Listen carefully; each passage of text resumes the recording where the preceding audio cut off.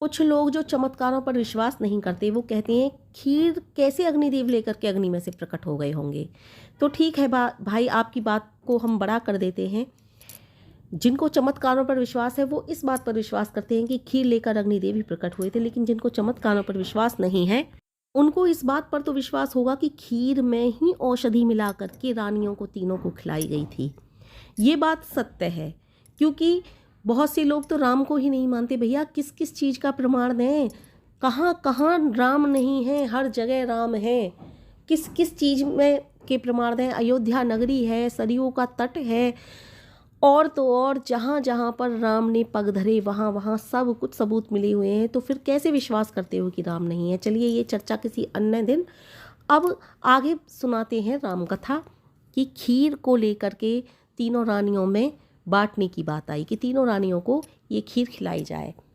माता सुमित्रा बहुत ज़्यादा समर्पित थीं अपनी दोनों रानियों के प्रति, अपने यानी कि अपनी दोनों दीदी कह लो, सौतन कह लो, क्योंकि उनको सौतन कहना ठीक नहीं होगा, क्योंकि वो बहुत ज़्यादा समर्पित थीं अपनी कौशल्या और केकई के प्रति। इतना समर्पण भाव था कि दोनों रानियां उनके समर्पण भाव से खुश थीं। तीनों रानियों में आपस में ये समझ लीजिए कार्य बटे हुए थे। माता कौशल्या ने पूरा का पूरा राज परिवार संभाल रखा था, इस तरह से संभाल रखा था कि एकता के सूत्र में यदि किसी ने राज परिवार को उस समय बांध रखा था तो वो माता कौशल्या थी। किसी में भी एक दूसरे के प्रति ईर्ष्या नहीं थी, जलन नहीं थी, देश वाली भावना नहीं थी। सौतन का तो वहाँ नाम निशान ही नहीं था कि सौतन शब्द क्या होता है। तीनों में इतना प्रेम था, इतनी ज़्यादा समर्पण भाव था। समर्पणता सबसे ज़्यादा माता सुमित्रा में ही थी। सुमित्रा माता इतनी समर्पित थी दोनों के प्रति कि कुछ भी होता था दोनों की आज्ञा का पालन करना, दोनों के प्रति इतना समर्पण भाव था। माता केकई हर तरह से राजनीति में निपुण थी। कोई भी राजनीति वाली बात लेकर के महाराज दशरथ के साथ वार्तालाप भी किया करती थी। राजकाज की जो बातें होती थी उनमें भी भाग लिया करती थी। तो इस तरह से तीनों रानियों के भी आपस में व्यवहार बहुत ज़्यादा अच्छा था। तो अब खीर के वितरण की बात आई। जब माता सुमित्रा का इतना ज़्यादा समर्पण था दोनों रानियों के प्रति, तो दोनों रानियां भी उन्हें बहुत ज़्यादा प्रेम करती थीं। था तो प्रेम तीनों में ही, लेकिन दोनों रानियां उनको असीम प्रेम करती थी क्योंकि उनका समर्पण भाव बहुत ज़्यादा था। माता कौशल्या ने, माता केकई ने और माता सुमित्रा ने, तीनों ने खीर को आपस में, महाराज दशरथ ने तीनों को खीर आपस में भाग करके बांट दिए। लेकिन माता कौशल्या और माता केकई ने एक एक भाग अपनी खीर में से निकाला, प्रेम के वशीभूत माता सुमित्रा को दे दिया। अब उस खीर को खाने के बाद तीनों रानियां को हर्ष का ठिकाना ना रहा, क्योंकि कुछ दिन बाद ही समाचार मिला कि तीनों रानियां गर्भ से हैं। धीरे धीरे समय व्यतीत होने लगा। राजा को तो जैसे कि सब्र ही नहीं हो रहा था, क्योंकि महाराज को कितने जतन और यत्नों के बाद ये शुभ समाचार प्राप्त हुआ था कि मेरी तीनों रानियां गर्भवती हैं। अब धीरे धीरे समय व्यतीत होने लगा। वह दिन भी आया, शुक्ल पक्ष की नवमी,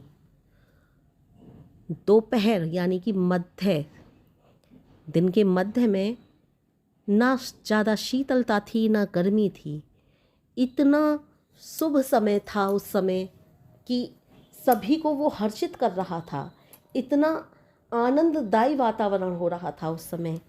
उस दिन महाराज दशरथ बड़ी बेचैनी से इंतज़ार कर रहे थे कि कब मुझे शुभ समाचार मिलेगा, कि उन्हें शंखनादों की, जैसे हमारे यहाँ जब पुत्र का जन्म होता है तो बेला बजाती हैं स्त्रियाँ। हमारे यहाँ जब पुत्र का जन्म होता है तो बहुत से जो शख्स होते हैं उनके यहाँ कुछ हथियार वगैरह होते हैं तो वो चलाए जाते हैं खुशी में।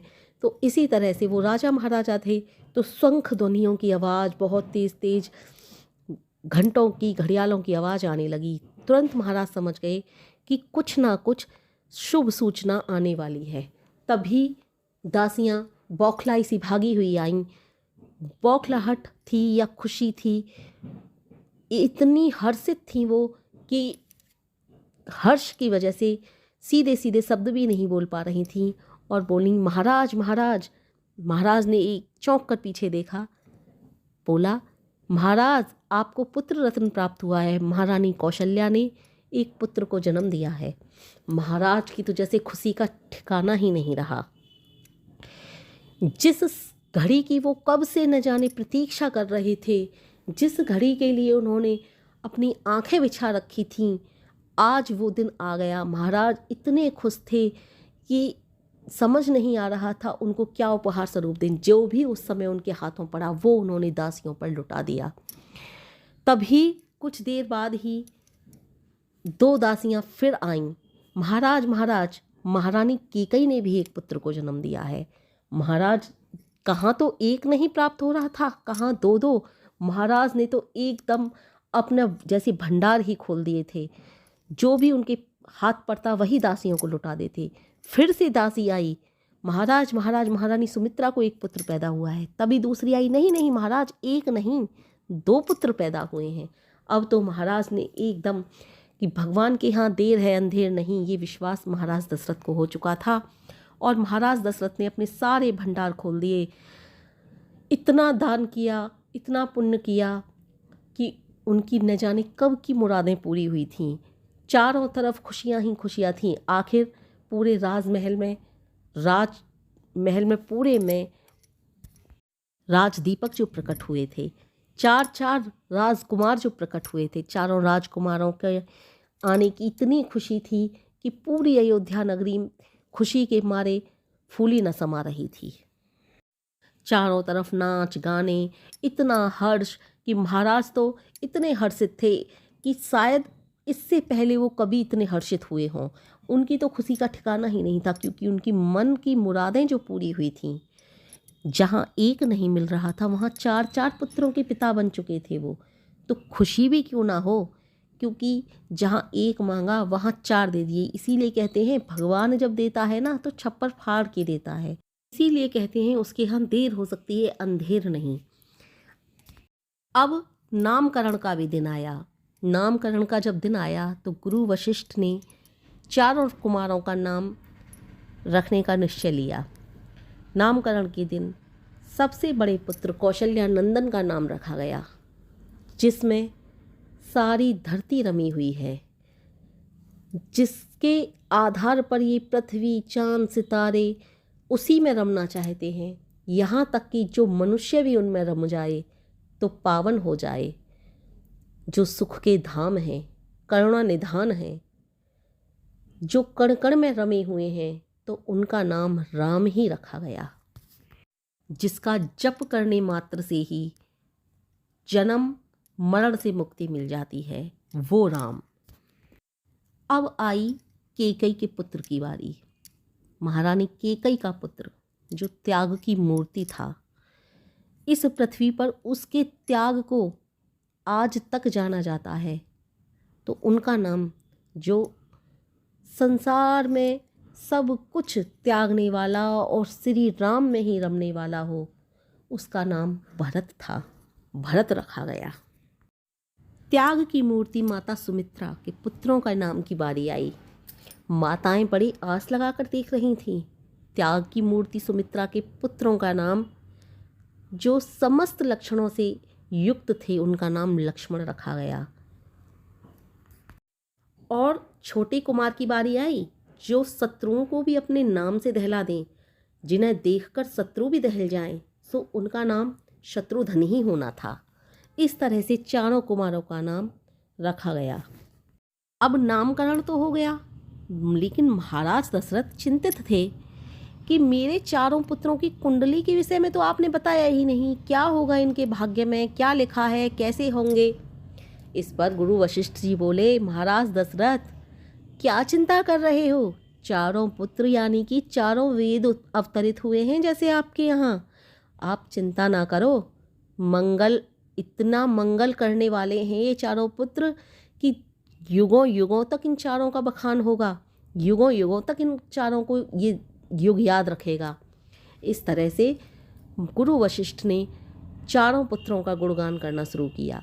चारों पुत्रों में इतना प्रेम होगा, इतना प्रेम होगा कि इन चारों भाइयों के नाम पर ही भारत प्रेम की चर्चा होगी। जहाँ पर भी भाइयों को उपदेश दिया जाएगा ना, इन चारों का नाम सर्वप्रथम लिया जाएगा। चार भाई नहीं हैं ये, जैसे कि एक प्राण है और चार शरीर हैं, इस तरह से रहने वाले हैं ये चारों। चारों में इतना प्रेम होगा कि इनके प्रेम को देखकर और भी लोग सीख लेंगे। अब तो ये महाराज ने जब सुना तो महाराज फूले ना समाये। लेकिन इतने में ही गुरुदेव ने एक बात और देख करके कही। गुरुदेव बोले, लेकिन एक योग और उपज रहा है। एकदम आश्चर्यचकित होकर महाराज दशरथ बोले, वो क्या है गुरुदेव? गुरु वशिष्ठ जी बोले कि एक योग ये उपज रहा है कि मैं देख रहा हूँ, वैसे तो चारों में बहुत प्रेम रहेगा, युगों युगों तक इनके प्रेम का गुणगान होगा, बखान होगा, लेकिन जहाँ पर राम लक्ष्मण की जोड़ी बन रही है तो वहीं पर भरत और शत्रुघ्न की जोड़ी बन रही है। जब ऐसा गुरुदेव ने कहा तो माता सुमित्रा फूली न समाईं, क्योंकि वो त्याग की देवी थी। मैं कई बार बता चुकी हूँ आपको, तपस्वी नहीं थी वो, उनको बस त्याग ही करना आता था। जैसे अपने लिए तो वो कुछ भी रखती ही नहीं थी। तुरंत वो कहने लगी, मेरे पुत्रों का कितना अच्छा भाग्य है कि दोनों पुत्र अपने दोनों बड़े भाइयों की सेवा में उपस्थित रहेंगे। महाराज दशरथ आश्चर्यचकित होकर बोले, ये तुमने कैसे कह दिया कि दोनों भाई अपने बड़े भाइयों की सेवा में उपस्थित रहेंगे? इतने पर महारानी सुमित्रा बोली, क्योंकि मैं यही चाहती हूँ और मैं दोनों को सीख भी यही दूंगी कि ये त्याग करें, तपस्वी बने, अपने बड़े भाइयों के प्रति उदार रहें, अपने बड़े भाइयों के प्रति इतना हृदय विशाल रखें कि बड़े भाइयों की सेवा अपने सुख से पहले अपने बड़े भाइयों की सेवा को आगे करें। इतना भर सुमित्रा का कहना था कि दोनों रानियों ने माता सुमित्रा को अपने हृदय से लगा लिया और कहा, बहन सचमुच तुम त्याग की मूर्ति हो। इतने पर माता सुमित्रा बोली, नहीं बहन, इसमें कोई त्याग वाली भावना नहीं, इसमें तो मेरे पुत्रों का भाग्य ही उदय हो जाएगा, जो अपने राजघराने में अपने भाइयों के साथ इतना प्रेम होगा, चारों भाई इतने प्रेम से रहेंगे, तो मेरे तो भाग्य ही उदय हो गए कि मेरे दोनों पुत्र अपने दोनों भाइयों की सेवा के लिए सदैव उपस्थित रहेंगे। इस समय तीनों रानियों का प्रेम देखते ही बन रहा था। कोई सोच रहा होगा, तीनों रानियों में इतना प्रेम कैसे हो सकता है? ये वास्तविकता थी। तीनों रानियों में इतना प्रेम था, तभी तो चारों भाइयों में इतना प्रेम था। इतना प्रेम था कि चारों भाई एक दूसरे के लिए कोई भी खेल खेलते थे तो एक दूसरे के लिए हार जाया करते थे। चारों भाई धीरे धीरे बड़े होने लगे। शनै शनै धीरे धीरे जब बड़े हुए तो एक साथ खेलना, एक साथ खाना। जैसे एक ना होगा तो तीनों खाना नहीं खाएंगे, जैसे एक ना होगा तो तीनों खेलने नहीं जाएंगे। श्री राम तो जैसे प्यार की मूरत थे, दया की मूरत थे। अपने तीनों भाइयों पर इतने ज़्यादा प्रेम बरसाते थे, इतने ज़्यादा अपने प्राण न्यौछावर करते थे कि तीनों के बिना रह ही नहीं सकते थे। रहते तो चारों भाई ही नहीं थे, लेकिन श्री राम अपने तीनों भाइयों के लिए स्वयं हार जाया करते थे। किसी भी खेल में जीतने की बारी भी आती थी तो भी हार जाया करते थे, क्योंकि उन्हें अपने छोटे भाइयों को अपने से हारना पसंद नहीं था, इसलिए वो स्वयं हारते थे। ये बात तीनों भाई जानते थे। हालांकि छोटे भाई शत्रुघ्न एक दिन खुशी खुशी होकर के कहने लगे, देखो मैं राम भैया से जीत गया, देखो मैं राम भैया से जीत गया। इतने में उदास होकर भरत जी व लक्ष्मण जी बोले, अरे तू इतने दिनों से राम भैया को जानता ही नहीं।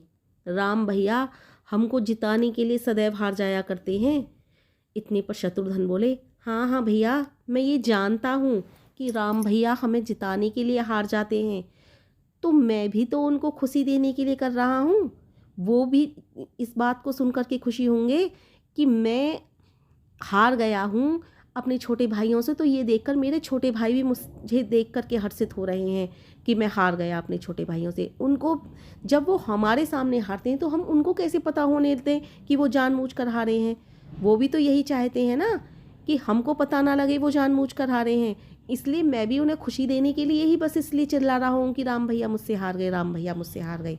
तो देखा आपने कितना परस्पर प्रेम था चारों भाइयों में, इतना परस्पर प्रेम कि चारों में समझदारी जैसी कूट कूट कर भरी हो, चारों एक दूसरे के लिए जीते हों, चारों के ऊपर कोई भी विपत्ति आई किसी के ऊपर तो जैसे चारों के ऊपर आ गई, लेकिन चारों भाइयों के ऊपर के लिए कोई सुख की क्षण हो तो जैसे चारों के लिए कोई सुख का क्षण आ गया हो। इतना प्रेम आज के युग में कहीं देखने को मिलता है? मुझे तो कहीं दिखाई नहीं देता। कहने को तो एक माँ के भी नहीं थे, लेकिन आज के एक माँ के पुत्रों में भी इतना प्रेम नहीं होता। जिस दिन एक माँ के पुत्रों में भी इतना प्रेम होना शुरू हो जाएगा ना, उस दिन समझना कि राम राज्य फिर से लौट आया है। उसी दिन समझना कि राम युग फिर से आ गया है। तो इतना प्रेम, एक माँ के ना होने के बावजूद भी इतना प्रेम था चारों भाइयों में। एक दूसरे के बिना रह ही नहीं सकते थे चारों भाई।